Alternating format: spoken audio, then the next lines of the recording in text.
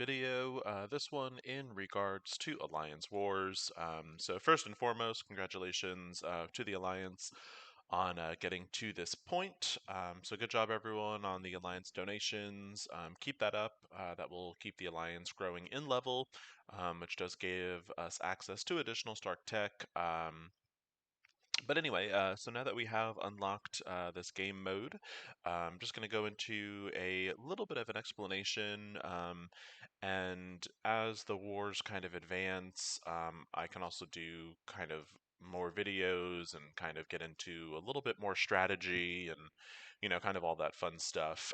So first and foremost, if you like this video, hopefully you find it helpful. But if you do want to see any specific content, please let me know either on Discord at Khaleesi, in-game mini call.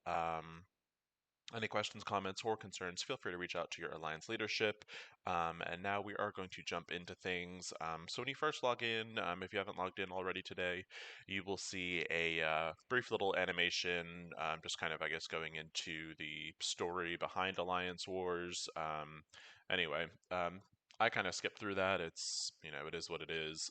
But anyway, so what you'll see is once you click the helicarrier for the Alliance War section, it will tell you our war days, and our wars are actually going to be starting at 2 p.m., and it's going to be Tuesday, Thursdays, and Saturdays.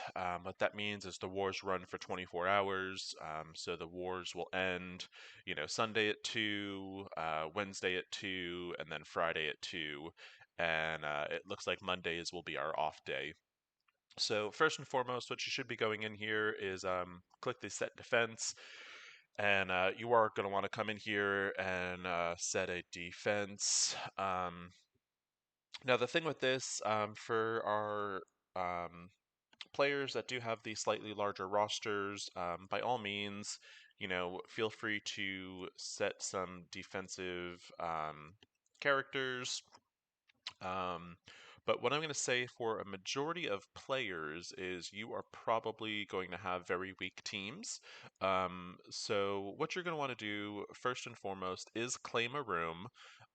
Once you do have a room claimed, you are going to see this default section of shield minions.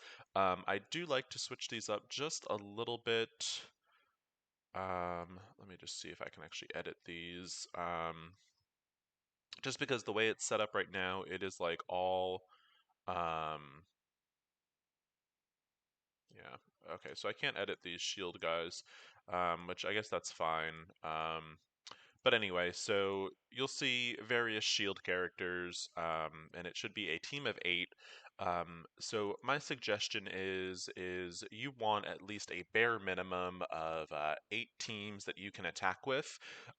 So roughly, we're talking you need a roster of at least 40 characters. If you don't have at least 40 characters, lay off on placing any defense. If you have over 40 characters, what I would say as far as laying defensive things is basically if you have characters that add up to more than 17,000, by all means, you could also, let's say you have exactly 41 characters. You can place one of your characters in these rooms. You are allowed to just kind of, add a character. While this doesn't do a whole lot, it does increase the overall strength of the defense. And as we do get further along, we will start laying full defense.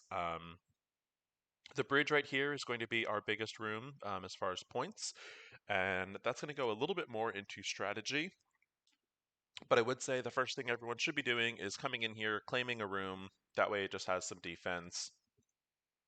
You do want credit for a room being claimed. And that is that.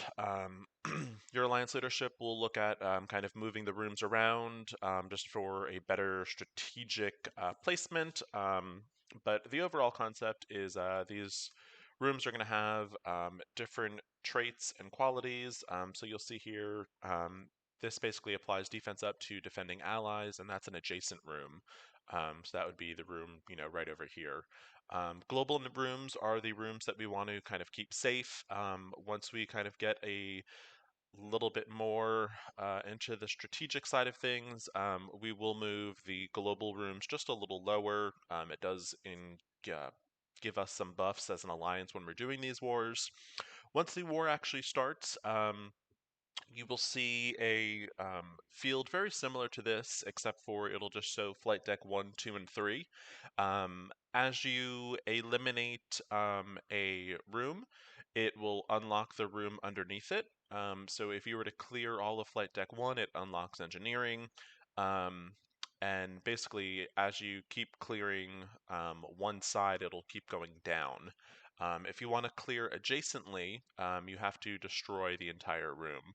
So the only way to hypothetically unlock the armory while we are doing war would be we would have to clear these 8 teams and then these 8 teams. So not only would then this room unlock, but this room next to it would unlock.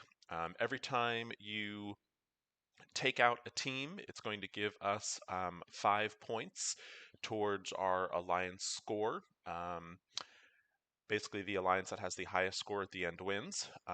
So every character that you do kill, I'm just going to grab a room over here. So every character you do kill gives you 1 point.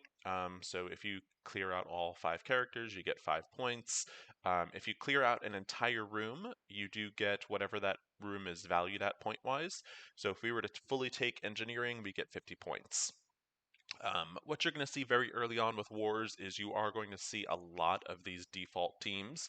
And basically, the alliance war will become whoever can kill the most of these teams. And that's kind of just the overall, um, layout of war.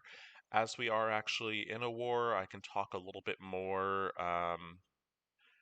About how, to kind of set things up and whatnot. But that's kind of just the overall basic setup for war. So everyone get in here, claim a room, and then in about an hour or so, it will match us. And then at 2 o'clock, our first war will start. So it's not really giving us much time to prep. Um, as you do complete wars, you will get rewards. These rewards can be used in the war store, and that should be available now. So just kind of going over here. This is your War Store tab. You are going to see that I already do have some war credits, and that was from, I believe, one of the Scopely errors. So I'm going to go in here real fast and just buy my Sif shard and recruit Sif. I got really lucky with a drop with her. So I'm just going to do that real fast. And yeah, so that is my just little mini tutorial on how war works. I can go into depth with these credits a little bit more if you guys would like. Just let me know. So again, just to kind of recap everything, make sure you're coming into the Alliance War. You are laying down a team if you have more than 40 characters.